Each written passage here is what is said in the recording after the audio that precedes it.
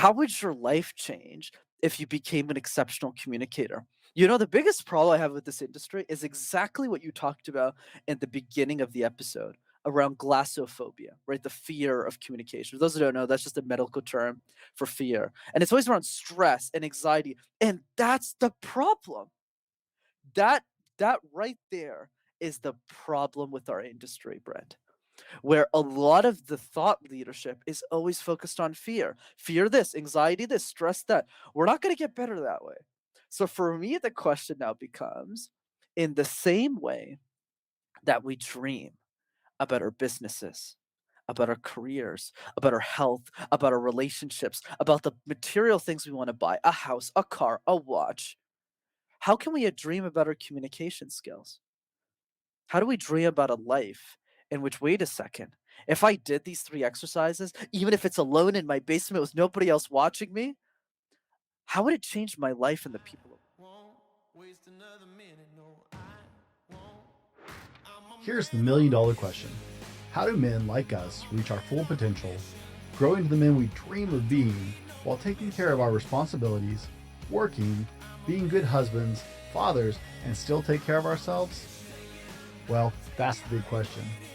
In this podcast, we'll help you answer those questions and more. My name is Brent, and welcome to the Fallible Man Podcast. Welcome to the Fallible Man Podcast, your home for all things man, husband, and father. Big shout out to Fallible Nation. You guys make this all possible, and a warm welcome to our first-time listeners. Would you believe it if I told you that the number one fear for people is actually called glossophobia? And it's the fear of public speaking, not just on stage, but actually being singled out where there's any kind of crowd watching you and observing, like in a team meeting or a social group. In fact, the group Toastmasters that teaches people how to speak often joke about people fear public speaking more than death. So just imagine at the next funeral you attend that the guy giving you the eulogy, if I can say that word, would rather be in the coffin than giving the eulogy. My name is Brent, and today my special guest is communication coach and YouTuber Brenden from Mastertalk. And today we hope to help you take the first steps into overcoming that fear so that you can be the best version of yourself. Brenden, welcome to the show. Hey, it's great to be on, Brent. Thanks for having me on. Now, Brenden, I don't do huge introductions on my guests because that just doesn't tell people who you are. So in your own words, who is Brenden? Yeah, for sure. It's great to be here. So I would say for me, the story started, Brent, when I was in college. I was in university and business school, and that's where I learned communication. But the goal for me wasn't to be a speaker or a YouTuber or an entrepreneur. My goal is actually to be an accountant. That's what I studied in, funny enough. So that's what I did my studies in. But I competed in these things called taste competitions. Think of it like professional sports, but for nerds. So while other guys my age were playing basketball or rugby or baseball, I wasn't one of those guys. I did presentations competitively, and that's how I learned how to speak. But then as I got older, Brent, I started coaching a lot of the students on how to communicate ideas effectively. And I accidentally got good at coaching it. And that gave me the idea for the YouTube channel Master Talk because I felt that everything that I was sharing with them wasn't really available for free on the internet. So I just started making videos, and then a few years later turned to something I never could have imagined. All right. Well, then, this should be an easy softball question to start out. If you could have a conversation with one person in history, past, present, or future, living or dead, who would it be and why? I would have a conversation with Peter Thiel, who's the author of the book Zero to One, and he's the founder of both PayPal and Palantir. I think the guy's an exceptional thought leader, and he's what we call in the thought leadership industry as a contrarian, somebody who always zags when everyone zigs. And he has this great question in his book, which is, what is the truth that you believe in that most people disagree with you on? So what's something you believe to be true about the world that most people think is wrong? And I think that's a really fascinating question. So I would love to have dinner with him to get his other list of questions. That's actually the whole point of the dinner. He's just really hard to get access to. The dude is rather incredible. I assume he's a nightmare to try and get in front of. You get to that level, and man, getting in front of those people is really, really complex. Now, were you afraid of public speaking, or when you started, or did it come naturally as you were doing these? I love the nerd competition. That's hilarious. But were you a natural speaking, or did you have issues with speaking to start with? I'm pretty sure I was a natural, but I didn't believe I was for most of my life. So what does that mean? So I grew up in Montreal in Canada, Brent, which is a city, for those who don't know, where you need to know how to speak French, which is a language I didn't know.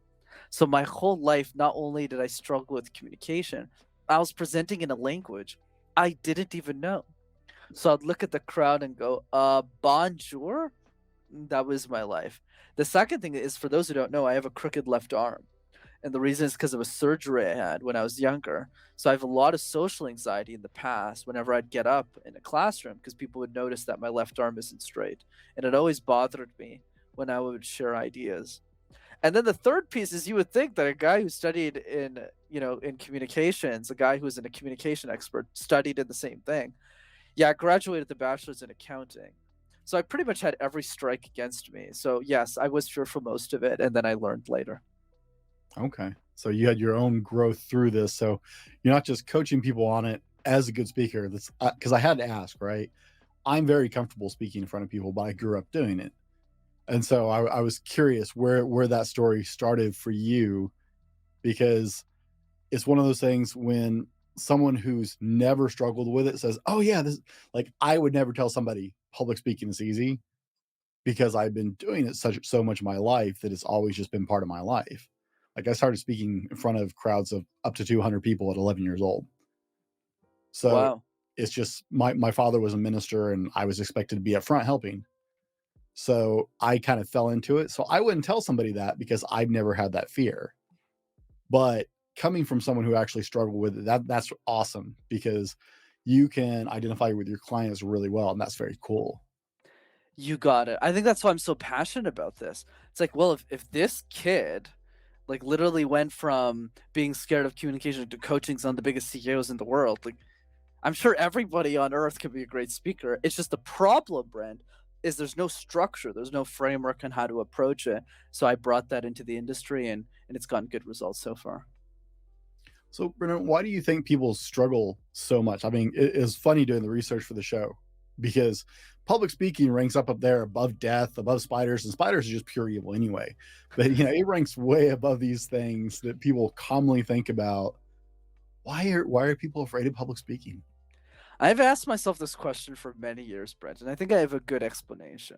It's common sense if you think about it. Where do we learn how to give formal presentations? The answer is the education system. High school, elementary school, that's where we learn how to speak. But there's three problems there, Brent. Number one, all of those presentations are mandatory. You don't wake up in the morning and say, "Hey, Brent, you want to get breakfast and present all day?" Says nobody ever. So that's problem one.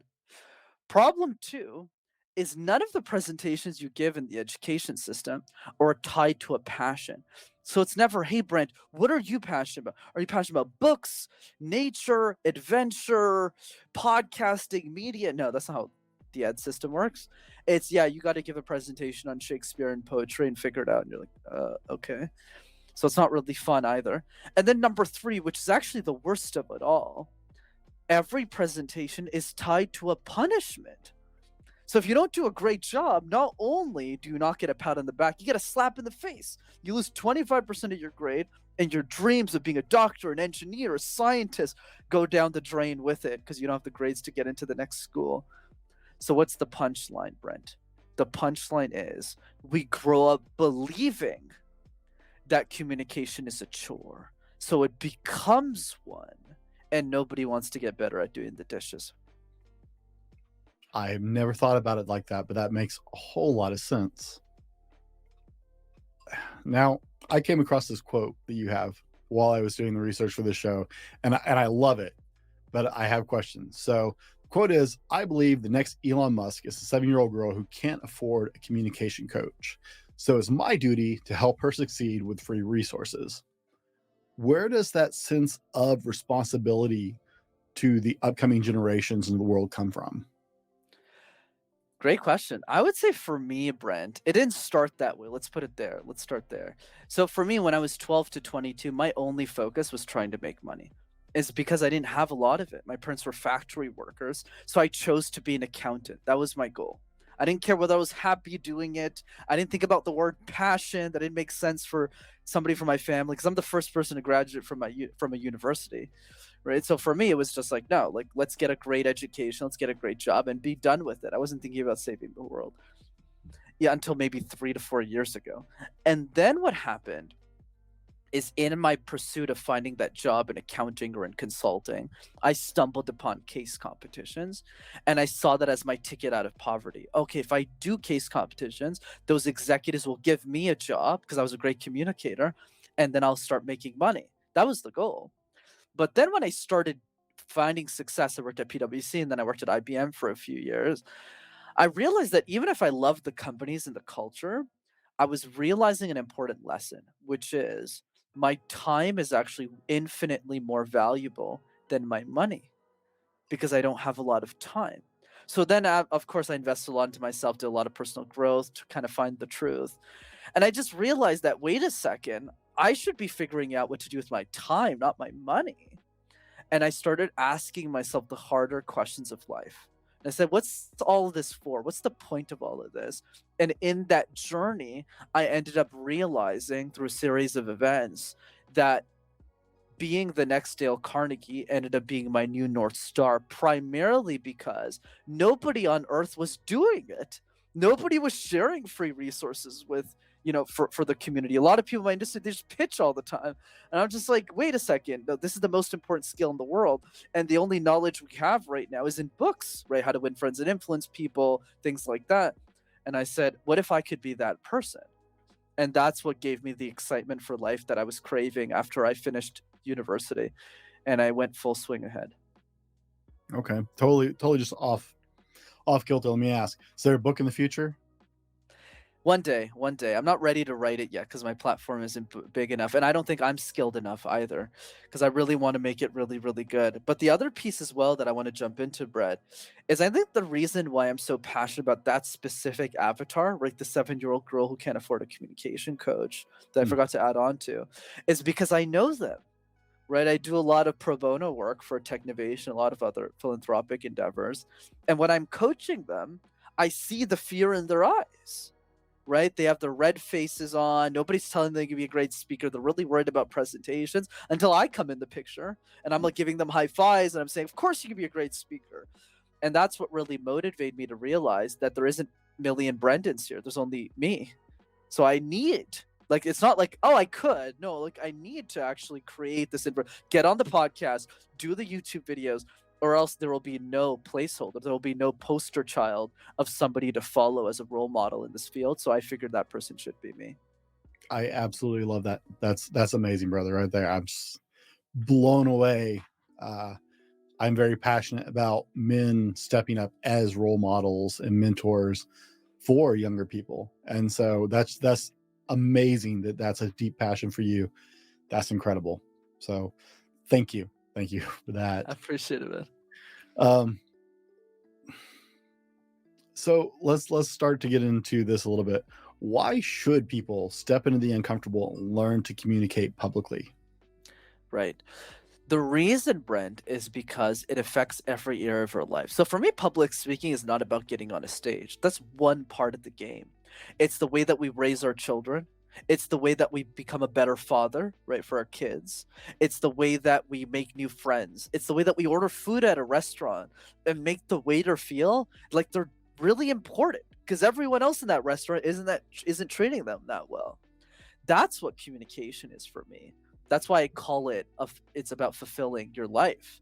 But the other piece to communication is that I really believe in this idea, Brent, that communication is an accelerant of dreams. It doesn't matter what the dream is, communication helps you get there faster. That's why I always ask people to think of these three questions. One, what do you desire in life? What do you want in life? Is it to be a father? Is it to be a better brother? Is it to be a big business owner, a podcast host like you, right? A media guy? What is the goal? That's question one. Careers. Question two, who already has what you want? Who is someone that already has the goals that you want as men? And then the third question that we never think to ask ourselves, Brett, is the person that has what we want, whether it's the big business, the amazing family, the outstanding career. What kind of communicator are they? And what is the gap between us and them? And when we start to really ponder on those questions, we figure out which I believe is the real number one challenge of communication. And I don't think it's fear. I think fear is number two. I think number one is motivation, because there's a lot of things in our life that we're scared of, but that we do anyways. Why? Because we're motivated enough to do it, and we just don't have that motivation for comms. Okay. That's sorry, there's a lot to unpack, and I'm just absorbing as you're talking, man. It is communication is about everything. And that's why I try to say in the introduction as well, we're not just talking about speaking on stage, guys. You don't ever have to speak on stage. There's nothing wrong with that. But you need to feel comfortable enough communicating to share ideas, to talk to that person at the office, or speak up in that team meeting, to share with people you encounter in your life. There are amazing things that you have to offer the world, and you need to be able to share that. So this is so important. Now, how does being able to communicate better in public improve our lives? Absolutely, Brent. I'm glad you jumped in with that question, because I had that thought as well. Let me give a simple one that has nothing to do with speaking on a stage that I think every person listening to this can relate to. How do you communicate boundaries to the people around you? And a lot of men, especially since this podcast is focused on that demo, are terrible at this, Brent. Like, it's horrible. So let me give you an example. There's two ways of communicating a boundary: very general, which is bad, and very specific, which is much better. Example: let's say I need more alone time. Okay, what does more alone time mean? Does that mean you want to sleep in a cave for 3 weeks and I can't text you? Does that mean an hour a day to read your book because you want some alone time in the morning? Does that mean you want to take a day off from your family on a Saturday and just be with the boys at night? Like, what does alone time mean? So this singular sentence, 5 letter, like literally sentence, I need more alone time, can be misinterpreted 100 different ways, versus commuting something really specific, which is, hey, let's say it's a significant other. Hey babe, I would love 1 hour in the morning to read my book, because it really helps me clear my mind and show up better for our family so that we can create a better future together. Is there any way that you can work with me on this to support this goal? Notice how the way that I'm construing those words is making it way more specific. And now we're adding the why component. So your partner obviously wants to support you in the way you're coming off with your message. So that's just an example of how that changes your life, and why I never get into any arguments with my mother or my sister. You're wise beyond your years, sir. Wise beyond your years. It's out of necessity, Brent. Don't worry. Oh, I imagine. My mother lives with my wife and I. My father passed about a year and a half ago now, and my mom lives with us and helps out around the house with my kids and stuff. But my kids are always blown away because I still like don't argue with my mom, and I still I right? feel that energy from you. You seem to be very good at it, for sure. And they're like, you wouldn't let anyone else get away with that. Oh, it's because she's my mom. And there's this boundary. I threw a cup towel across the room and hit her in the shoulder with it the other day, and both my kids and my wife all went, oh, like the shock in the room that I threw a towel at her was, you don't do that to mom. I misheard that. I thought you said tiles. Like, you threw a tile at your mom. I was like, Oh oh, no, towel. Sorry, Gotcha. oh goodness, that would be bad. That makes way more sense. Yeah, for sure. Guys, we've been trying to get to know Brenden a little bit, and we're focused on why you should overcome your fear of public speaking, where that comes from. In the second half of the show, we're going to get into how to practically work at overcoming the fear of public speaking or just talking in general. We're going to roll out our sponsor, and we will be right back with more from Brenden. Now, before we go any further, I wanted to share with you guys, I don't always tell you how much I love doing my podcast. Like, I passionately love what I'm doing. And one of the things that makes my life better as a podcaster is to work with a company like Grow Your Show. Grow Your Show is a one-stop podcast do-it-all. Now, I use Grow Your Show for my marketing, but Grow Your Show is literally a one-stop shop. You can record your episode and just drop it off with them, and they take it from there. It's amazing.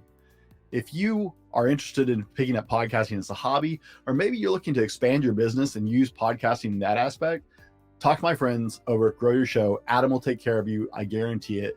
I trust him. He's my friend. He's my business colleague, and I wouldn't trust anybody else with my show. And we're back, guys. We're here with Brenden from Mastertalk discussing how to overcome your fear of public speaking. And we're not just talking about on stage, guys. We're talking about the way you interact in everyday life with other individuals, whether that's a group of your friends or a work group or just the people you're talking to at a restaurant.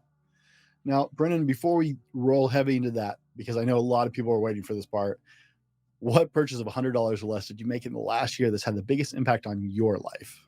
I usually get the purchase question, but not with the $100 restriction. $100 or less. I'll say something a little bit cheesy. The best investment I made this year that was less than $100 was to buy a Santa hat. And the reason is because I put it on my head and I send video holiday messages to all of my clients, wishing them all happy holidays with my stupid hat on. And they love it. So that would be the answer I would give you. Okay. It's amazing. I like to ask that question mainly because it is so personal, right? It's very individual and it gives people ideas, right? What can I do? Now, the $100 restraint gets a lot of people though. I laugh because a I lot of need to people rethink that one. Yeah, the $100 one. So in doing research for the show, I came across a model you use. And will you tell us about love letters for speaking anxiety? For sure, absolutely. So one way to help us, there's many tools here to help us, and that's the first one to alleviate our anxiety is let's start with talking more. Talking more says that your why generally starts with the who behind your message. So what you want to do is you want to write a one-page love letter to that person and why you're creating impact for that person. And it's a little bit emotional, but it really helps intertwine you with the demographic that you're trying to serve. So, for example, in my letter to the 7-year-old girl who can't afford a communication coach, I won't recite the whole letter, but it's a big focus around protecting her, right? Protecting the people who can't protect themselves. So, it's a big reminder for me that every day I get lazy, every day I get complacent, and I don't show up 10 out of 10 in my interviews or on a podcast or in my YouTube channel. I'm always reminded of that girl that nobody else is serving. So it really brings that fire back. Yeah, sure, I might feel a little anxiety, but my motivation is way more important, and my willingness to serve is actually way more important as well to that person.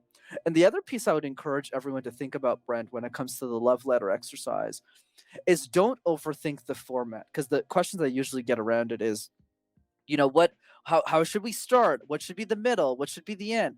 Don't even worry about that. I would just get a blank piece of paper and just speak your heart out. Don't worry about whether it's perfect. Don't overthink it. I think the process of just doing that will really give you that momentum that you need to get the ball rolling. I have to ask what kind of people are writing love letters and have they ever actually done it before? Because I never worried about formats when I was writing my wife before we got married. It wasn't a structure. It's not like when I'm planning an actual speech. There was no beginning, middle, end. It was so maybe they've never written love letters. Let's just say I get questions about everything. I think the challenge that most of us have as human beings that we fortunately can learn from children, because I think children don't have this problem, is that we overthink things too much. Wait, let me give you an example with well, I know we're going to talk about this at the end, but let's say video messages, right? So a lot of questions I get around video messages is like, what should the structure be? How long should it be? What lighting should I have? How many times should I retake it? And the answer is just, you should just do it. Like, don't retake it. Open your phone. I don't care if you're in your basement, you could have a hoodie on. Just do it because most people don't even send a video message. And that's really the key. That's the YouTuber me doing that. I was creating a video testimonial for someone. I'm like, what position do you want me in? Do you want me well lift? Dude, just talk. I'm like standing in the middle of my studio going, no, that doesn't feel right. I've invested way too much in having a certain no, no, we just want you to talk. It's like, that doesn't feel right. I'm not sure. So I get that, right? You want to set a certain, but just doing it. Now, I love the idea of the love letters because that just lets you dig into the who and the why so deeply for yourself, right? That becomes very intimate and personal. I could see just the idea of crafting that out. In fact, I may do that after we finish recording, just because, like, write a love letter to my audience because that's something I haven't done yet, and it's like that's a really deep idea because you get very. Oh man, I'm excited. I'm gonna get done with this. I'm gonna have all kinds of homework now. Now, most people hear really stupid things like picture your audience naked and in black socks. People used to tell me that all the time, right? Not just naked, but in black socks, and you had to have the oddity in there. How do you coach people to handle being put on display, so to say, in more public speaking? Absolutely, Brent. So let me start with this. What you brought up is literally the reason why I was so confident that I had something remotely interesting to share, even if I had a ton of insecurity when I started Master Talk. Because my immediate counter to that thought, which I'm sure you'd agree with, is nobody takes the logic further. What if they're attractive? Then what do you do? Do you just stare at them? Like, so notice how that makes no sense? Like it creates a ton of logical things and it doesn't help us get better. So here's what I would say. It's momentum that gets built over time. So going back to my analogy, communication is like juggling 18 balls at the same time, where one ball is eye contact, one of them is body language, one of them is storytelling, and the list goes on. For me, the question now becomes, what are the three easiest balls to juggle? So through those balls, what happens is that momentum gets built up over time. So going back to your question around display, well, how do we overcome that? For me, the question is always, how do we do the harder thing? So that feels like a joke. So if we're on display, that automatically implies that we're giving a presentation that we generally know the subject in, and we had time to practice beforehand, and we might have time to actually talk to the audience a few minutes before. So for me, the question now becomes, how do we do exercises where you can't prepare the topic, where you don't know the audience beforehand at all, and you have no time to practice, or you might not even know what you're supposed to talk about, like the random word exercise, where you pick a random word like lip balm or computer, and you give random presentations out of thin air, and that really helps you alleviate your stress for those bigger moments when you're on display. Okay. So look past the situation to a worse situation. I've gotten like ambushed onto this before several times actually. I've walked into events. I used to be a youth minister. I've literally walked into events and had people be like, "Hey, can you do this part of the?" Yeah, sure. When is that on the schedule? In like 10 minutes. Okay. So as a youth minister, I actually kept a sermon, a Bible class, and a devotional like folded up in my Bible anywhere I went somewhere, just because I knew I was going to get ambushed if I showed up with some of these things. But I actually struggled making the changeover to talking to a camera because I couldn't make the eye contact. I always find that one person in the audience that you can just look at them and like, you know that you're glad that you're there. And I find that one person and it's like, okay, I'm going to look at you anytime I start to struggle or feel like I'm. And with the camera, right, it got so difficult for me starting out trying to look at a camera because I can't read the room. And so I always thought speaking in person was actually a little easier than speaking virtually for sure. But it's imagining harder. That's that's a little scary. There's definitely some fear there. Now, guys, if you're getting anything out of this, be sure click the like button, do all the good social media nonsense, leave us comments, blah blah blah. You know, I hate this part. I do respond to all of the comments, guys. I really care what you guys say. Reach out to us, let us know what you think of this and what you're going to apply, what you're taking away from this, and how you're going to apply it in your life. I'd love to know. And we're going to have contact information for Brenden at the end of the show so you can reach out and get more from him and also just follow up with him as well. Now, I was looking and I have to ask, what is your advice for introverts? Because Sarah's in the background engineering, as you know, and she's an introvert. Talking in front of people is not her thing. And there are a lot of introverts out there. Absolutely. Great question, Brent. So here's what I would say. I actually kind of flipped the question on its head when I got the introvert question. Because 70 to 80% of the people I work with are introverts. And what I always say is you got to triple down your strengths. You just don't know what they are. So let's walk us through them. So the first one is pausing. Pausing is the most important skill set in communication. It's literally the base. So if you don't know how to pause, to emphasize key points of your message, it's going to be really hard for you to get people excited about your message. But here's the punchline. The punchline, Brent, is that introverts have a very easy time pausing when you help them practice a few times. And the reason is because they're already comfortable in silence because they spend less time talking. So it's easy for them to pause, easier, relatively speaking. Extroverts like me, I'm an extrovert, as you can probably tell by now in this conversation, is I hate pausing. It took me a long time to master this because when we're at a party, we're at an event, and there's a pause, I want to ask you what your favorite color is to save the space. Like, Brett, is it yellow? Is it blue? And I just want to keep the conversation going. Whereas an introvert won't have that problem. That's one. Number two, listening. Listening is so important in communication. And guess what? Introverts are exceptional listeners. Why? Because they spend less time talking. So because they're talking less, it's easier for them to listen to your ideas, ask you powerful questions, and adapt the message of their speech back to their audience more effectively than an extrovert. Whereas me, I'm always yapping all the time, like I'm doing right now. I'm always talking, talking, talking, talking. So because of that, it took me many years to get really good at listening. I had to really force myself, Brent, to get at this level, but it was a much bigger uphill battle than, let's say, an introvert would. Number three, and this is not well known, introverts are a lot more accessible as communicators than extroverts are. Let me give you the ultimate example. Gary Vaynerchuk, the CEO and founder of VaynerMedia. I'm a big fan of his work, so this is not an insult by any means. But you either really love the guy or you really don't. So you either look at Gary Vee and you go, wow, he's amazing, he's the best, like me, big fan, love the work that he's done. Or you go, yeah, I really don't like him. He's always swearing all the time, he's always rude. But here's the thing, Brent.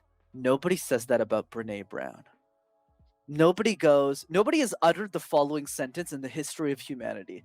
I hate Brene Brown. If you say that, the FBI will come after you, the CIA, the SWAT team, they'll arrest everybody and they'll take all. Anyways, you get the point. So, what's the idea here? As an introvert, you're more accessible, you're a much better listener, and you know how to pause. So, triple down your strengths because you're a lot better than you think. Okay. Okay. Oh, I didn't expect to laugh quite that much. That was great. I try make it entertaining, right? That's the other point of Mastertalk. Communication content is usually so boring. That's why I try to spice it up a little. I'm digging it because it is. It's you do any kind of speaking training and you're like, this really sucks. This is yeah. So totally with you on that one. So how can we practice our communication in a non-threatening way? In a non-threatening way.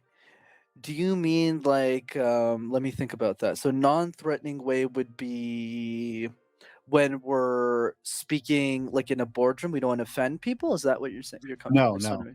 sorry. Sorry, no, I didn't clarify that well. You're all good. No, in a way that is not threatening for us, right? How do we practice this in a way Oh, we don't feel the pressure as much so we can actually get some practice of this? I gotcha, and thanks for that, Sarah, as well in the chat. I gotcha. For us, not threatening. I thought we were not to threaten other people. I got a little confused there. Okay, so here's what I would say. So this is actually a great place to actually talk about our easy threes here. So the easy threes are the random word exercise, the question drill, and the video messages. So let's break each of those three things down, Brent.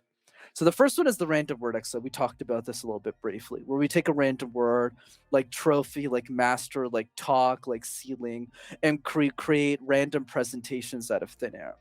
So this exercise serves two purposes. One, it helps us deal with uncertainty because life is filled with it. For example, when you go meet somebody at an event, you have no idea how that conversation is going to go. or you don't know how people are going to speak, what questions that will be asked. So if you talk about avocados for 30 seconds, you can handle that small talk a lot better. And the second piece that I teach my clients that you can write down a piece of paper, everyone, is if you could make sense out of nonsense, you could make sense out of anything. So now going back to your question, Brent, this is not something you have to do in front of an audience. To your point, like how do we communicate in a way that's non-threatening for us, that's safe, that's easy? Do this at home. Do this alone in your basement because more practice or doing it is better than not doing it. Then you could do it with one or two people and build up your confidence, but you can literally do this with nobody watching. That's one. The second exercise is the question drill. So the question drill just implies that we get asked questions all the time in our life, Brent, at school, at work, on a podcast, but most of us are reactive to those questions. We're not proactive. Let me give you a funny example of this. When I started guesting on shows a few years ago, I sucked, and even today I kind of had some problems, so I'm still working on it. But back then I was a lot worse. And I remember some guy asked me the funniest question, Brett. He said, "Where does the fear of communication come from?" So obviously today I had a much better answer, but back then I looked at the guy and I said, "I don't know, man. Los Angeles, San Diego, you tell me. I don't know." So what did I do to fix this? Every single day for 5 minutes, Brent, I would write down one question and I would answer it about communication. So day one was, how do you overcome your fear of communication? Day two was, what's your tips for introverts? Day three was, how do you present better on camera? But if you do that 5 minutes a day, once again, you could do this alone with nobody else watching you.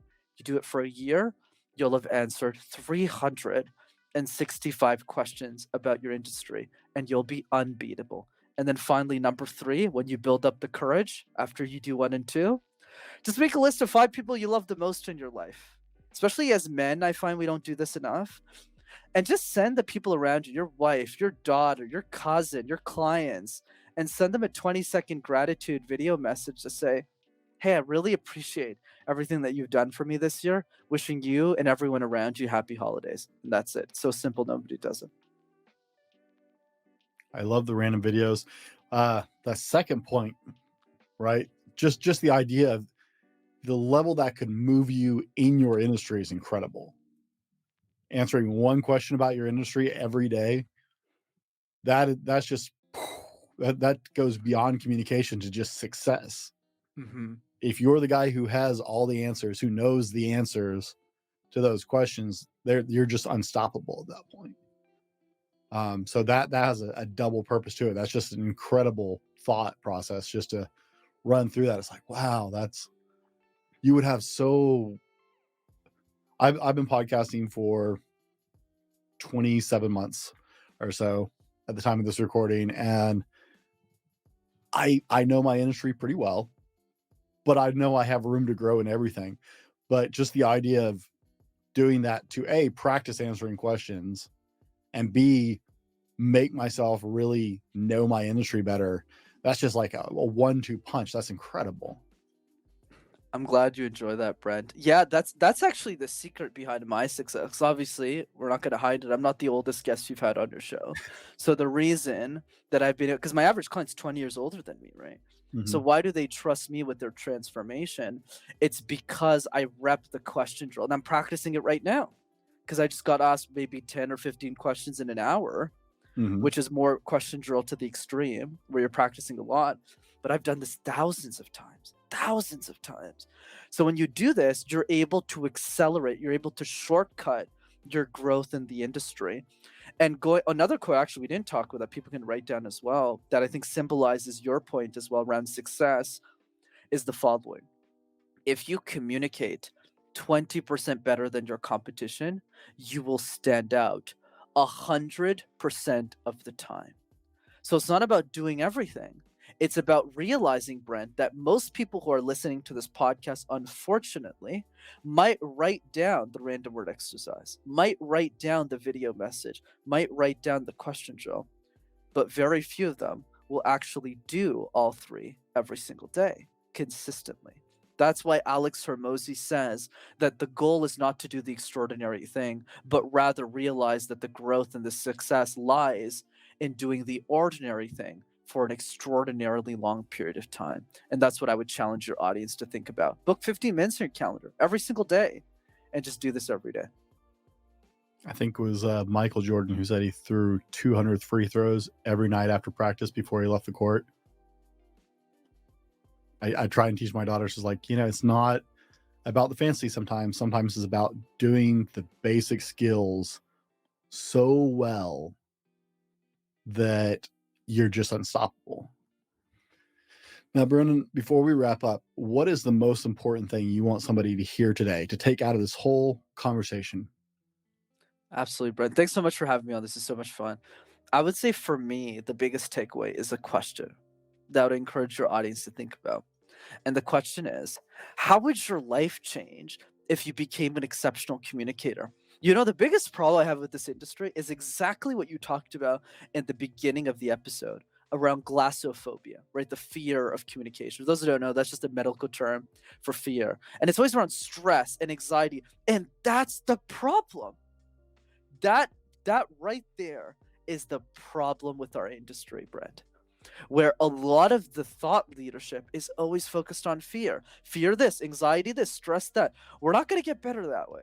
So for me, the question now becomes, in the same way that we dream about our businesses, about our careers, about our health, about our relationships, about the material things we want to buy, a house, a car, a watch, how can we dream about our communication skills? How do we dream about a life in which, wait a second, if I did these 3 exercises, even if it's alone in my basement with nobody else watching me, how would it change my life and the people around me? Start to dream a little bit more about your communication skills, because you'll realize really quickly that communication isn't just about making a little bit extra money every year. It's about the way that you raise your children. It's about the way that you talk to your family. It's about the way that you make new friends. And more importantly, it's about the way that you lead a more fulfilling life. So that's my final thought. What is next for Brendan? Yeah, I would say for me, what's next, man? I'm super fortunate. I was able to get some level of success this relative to my age. So I'd say now the focus is really scaling the YouTube channel so I can really impact a lot more lives, scaling the coaching practice, scaling the media, and then eventually writing the book in the next 5-10 years. That's what's on my mind too. But like everyone else, I don't have all the answers either. So I have my coach helping me figure out what are the next moves after that. But I think I'll be good for the next 5 years vision wise. I love the motivation and the way you said it, right? A lot of people, because I have a YouTube channel, it's small, but a lot of people want to go to YouTube because they think they can get rich or whatever. Your words were, so I can impact more people. And I absolutely love that, man. That's awesome. Where is the best place for people to find you? For sure, Brent. So 2 ways to keep in touch, and thanks for the kind words as well. So the first part is definitely the YouTube channel. Just go to Mastertalk, and you'll have access to hundreds of free videos on how to communicate ideas effectively. And the second way to keep in touch is to attend one of my free communication workshops over Zoom. I do a free one over every 2 weeks, and you could see a lot of my tips applied in person. Not in person, but live while I'm on the Zoom call. So if you want to jump in on that free call, go to rockstarcommunicator.com. Guys, if you're watching this on YouTube, we've got it up on the screen. As always, we will have links to connect with Brendan, including this one, in the show notes or the description, whatever platform you're listening to or watching this on. And we want you to be able to find him. Like I was talking to him earlier, I love his Instagram. His Instagram is awesome. You guys need to get over there and follow his Instagram. He's got a lot of great little videos over there. They're quick, they're easy to the point. And like, I was actually like just going, man, like one video after the other for a while I was researching today. I was like, wow, an Instagram that's actually worth watching. So thanks for adding valuable content to the world there. Instagram is not where I normally go for valuable insights and content. So I love what you're doing with that, with your Instagram. Guys, as always, be better tomorrow because of what you do today, and we'll see you on the next one. This has been the Fallible Man Podcast, your home for everything man, husband, and father. Be sure to subscribe so you don't miss a show. Head over to www.thefallibleman.com for more content and get your own Fallible Man gear.